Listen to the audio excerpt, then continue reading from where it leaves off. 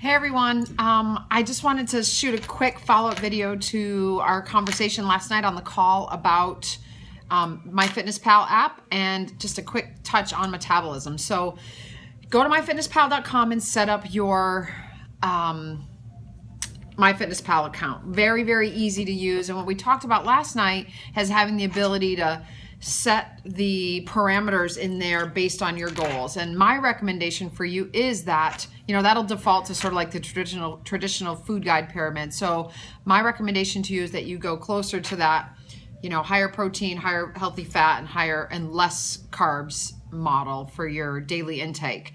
So when you set up your account, one of the first things that you're going to come across is when you click on the goals tab on your homepage is calories. So it asks you, what's your daily calorie goal? And a lot of us don't know what that number is. So there's one way to really know, and that's to get your metabolism tested. So you can get your BMR tested at, most health clubs that have personal training that can do a body composition analysis can test your BMR for you, give you a number. In lieu of that, if you don't have the budget or the place to go and do that, you can go online and just Google BMR calculator, and it'll pull up like a generic BMR calculator.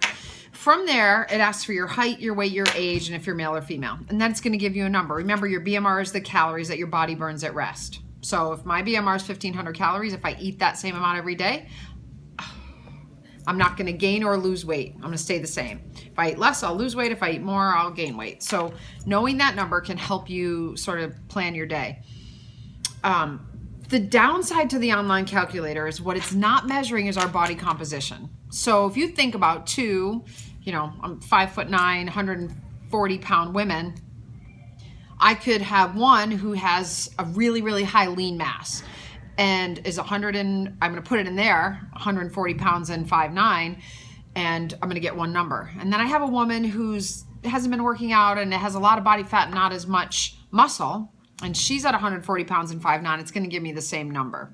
So that's the downside to the online calculator, but I would rather you just get a number than do nothing if you can't go and get a test done. So get that BMR done, find out your number, go into your goals on MyFitnessPal. Now, to adjust your nutrient goal, you click on the goals tab and then you just click edit.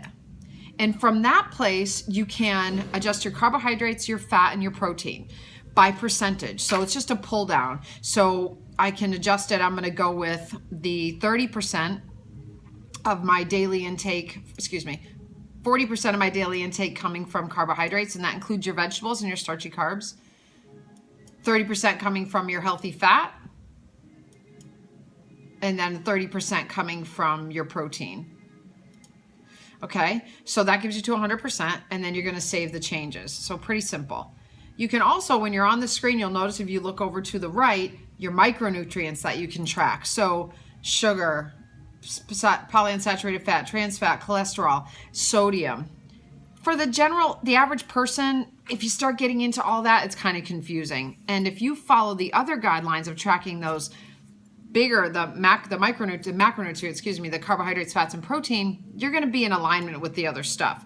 One thing I would suggest that you change in your macronutrient profile is that you put in a number for your sugars, because we can get a lot of sugar on our diet when we're trying to be really good. So you want to be careful that that doesn't sneak in. So I would go ahead under your macronutrients and at least adjust the sugar to 50 grams of sugar a day or less.